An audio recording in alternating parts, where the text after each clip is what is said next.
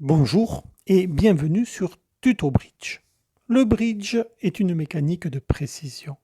Faut-il faire tomber les atouts? Si oui, combien de tours de débarras? Apprenez tout cela et bien plus dans cette courte vidéo de 3 minutes. Bienvenue à tous sur Tuto Bridge. Reprenons cette situation de lundi dernier en 3 avril. Ce contrat de 4 piques, de l'entame de la dame de carreau.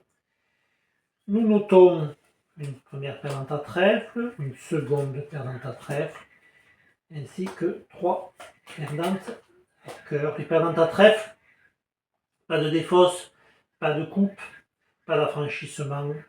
Nous ne les sauverons pas, nous allons nous occuper des perdantes cœur, puisque 4 cœurs à main, 2 cœurs au mort, nous pourrons couper 2 cœurs, à condition d'avoir suffisamment d'atouts. Alors la tentation, bien sûr, c'est de faire 2 tours d'atouts pour espérer éliminer tous les atouts adverses. 5 et 4, 9. Au T de 13, il y a 4 atouts dehors. S'ils sont 2 et 2, on fait 2 tours d'atouts. Ensuite de quoi, on communiquera à carreau pour couper les cœurs. Le problème, c'est que si les atouts sont 3 et 1,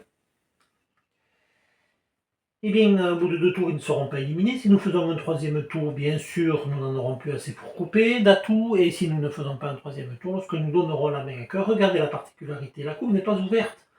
Il va falloir tirer l'as, puis donner la main à cœur. En donnant la main à cœur, on prend le risque que l'adversaire qui prend la main à cœur joue son troisième et dernier pic, faisant tomber un atout du mort et on n'en aura plus assez pour couper. Donc en fait, la solution est assez immédiate.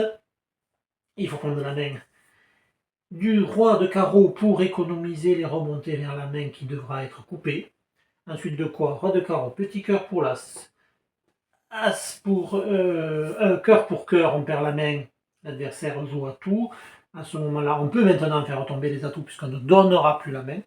À partir du moment où on ne donne plus la main, on garde la maîtrise des atouts, on peut faire tomber les atouts, on ne prend pas le risque de se faire éliminer trop d'atouts pour la coupe. Il fallait donc, dans ce cas de figure, ne pas toucher à l'atout soi-même, au risque d'être raccourci au mort et de ne plus pouvoir couper. Il fallait donc commencer immédiatement à ouvrir la coupe et ne faire tomber les atouts qu'ensuite.